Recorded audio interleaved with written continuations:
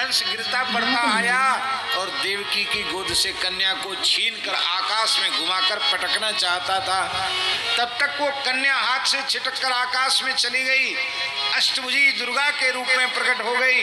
बोलो अष्टभुजी दुर्गा माता की। इन्हीं को एकानंसा देवी कहा गया, इन्हीं को विंध्यवासिनी कहा गया। यशोदा नंद गोप गृहे जाता, यशोदा गर्भ संभवा, ततस्तौ नाशयिष्यामि विंध्याचल निवासिनी।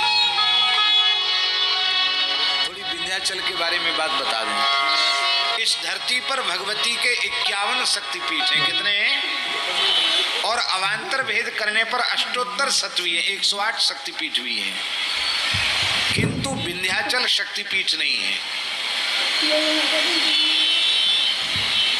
आप लोग क्यों? आपको सुनकर बड़ा खराब लग रहा हो कि विंध्याचल शक्तिपीठ नहीं? अरे शक्ति के जहां अंग प्रत्यंग गिरे हैं वहां शक्तिपीठ, जहां शक्ति निरंतर सर्वांग स्वरूप में निरंतर विराजती है, इसलिए विंध्याचल शक्तिपीठ नहीं है, संपूर्ण शक्तिपीठों का मूल ऊर्जा केंद्र है, जहां भगवती की निरंतर सन्निधि रहती है। इसलिए विंध्याचल महाराज जी भगवती का लोक है।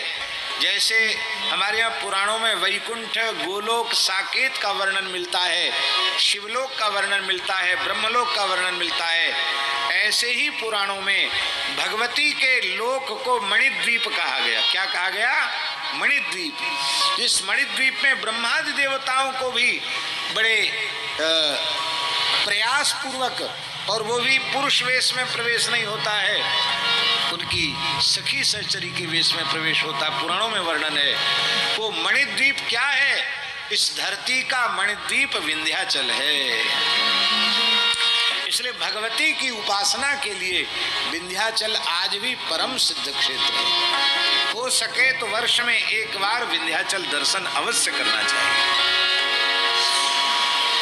वहां 3 देवियां हैं, एक तो विंध्यवासिनी है नीचे, एक ऊपर है विंध्यवासिनी ऊपर पहाड़ के ऊपर, और एक है काली खो में काली जी, अष्टभुजा। तो जो ऊपर है पहाड़ के ऊपर वो वही है जिनको कंस ने उठा करके फेंका था, वो है। और महालक्ष्मी है नीचे गंगा जी के तट पे, वो काली खो में भगवती भद्रकाली है।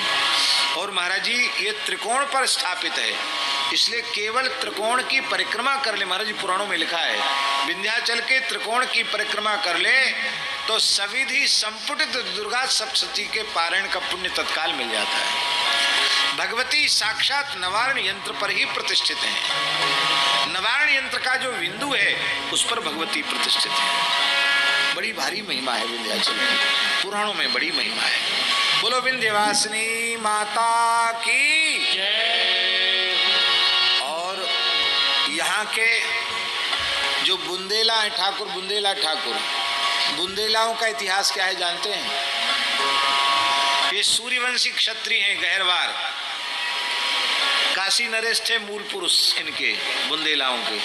महाराजा रुद्र प्रताप सिंह जू देव जो काशी से चले, कोई विपत्ति आई और वहां से चले तो अपनी छोटी सी सेना लेकर विंध्याचल आए थे और भगवती विंध्यवासिनी की उपासना उन्होंने की। विंध्यवासिनी ने जब प्रकट होकर उन्हें दर्शन नहीं दिया तो महाराज रुद्र प्रताप बड़े दुखी हो गए। उन्होंने कहा मैं भगवती को अपना मस्तक ही अर्पित कर देता हूँ, भगवती प्रत्यक्ष दर्शन नहीं दे रही तो। महाराज जी तो उन्होंने तलवार से अपने कंठ के ऊपर वार किया कि अपना मस्तक भगवती के चरणों में अर्पित करने के लिए। तो भगवती उनकी भक्ति से प्रसन्न हो गई। महाराज रुद्र प्रताप जी का हाथ भगवती ने पकड़ लिया, पर वो इतने जोर से उन्होंने तलवार का प्रहार किया था कि भगवती के हाथ पकड़ते पकड़ते भी तलवार का एक भाग, एक कोना उनके कंठ में लग गया। उससे रक्त का फव्वारा निकला तो रक्त की बूंदों से भगवती का अभिषेक हुआ। तो बोली आज से तुम बुंदेला हो गए, क्योंकि रक्त बिंदुओं से तुमने मेरे शरीर का अभिषेक किया है, तुम बुंदेला हो गए। अब तुम यहाँ से जाओ। तो गिरधवाहिनी देवी उनकी जो कुल देवी उनके साथ आए, तो गढ़कुड़ार आए सब ऐतिहासिक सत्य है। और इसके बाद फिर ओरछा में उन्होंने अपनी राजधानी कायम की और राम राजा सरकार आज भी विराजमान है। और इस पूरे क्षेत्र में बुंदेला क्षत्रिय आज भी, कोई प्रशंसा की बात आप मत समझना, शुद्ध क्षत्रिय बुंदेला ही नहीं, जो वस्तुतः क्षत्रिय है उसकी पहचान क्या है? क्या पहचान है क्षत्रिय की? बड़ी ऐसी अंटादार मूंछ हो और बात बात में लड़ाई झगड़ा करे, तेज तर्रार हो, ये सब पहचान नहीं है। शुद्ध क्षत्रिय की पहचान है, जो खानदानी क्षत्रिय होगा वो गौ, ब्राह्मण और साधु इनका परम भक्त होगा।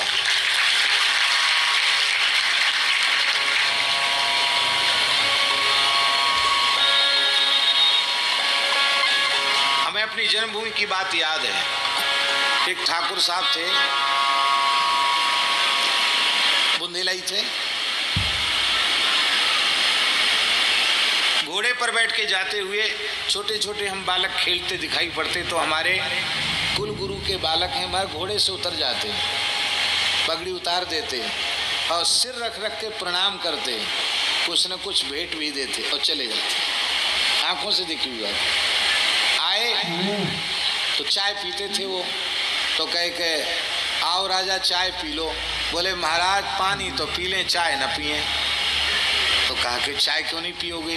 बोले हमने, हमारे पूर्वजों ने आपके घर में गैया दान करी है, तो भैया जो गैया, उन गैया को कोई दूध है वो इसे चाय बनेगी, तो जो चीज़ हम दान कर लिए वो पेट में हमारे जाएगी तो हम तो नरक चले जाएंगे। महाराज ऐसा काम हम नहीं करेंगे, हम पानी पी लेंगे, चाय आपके घर की नहीं पी। आज हमें विचार आता है, आज ऐसा विचार है लोगों में कि जिस ब्राह्मण के घर में हमने गैया दान किया है, उस गोदान दान की हुई वस्तु का अंश मेरे पेट में न जाए, ऐसा विचार आजकल लोगों में नहीं है।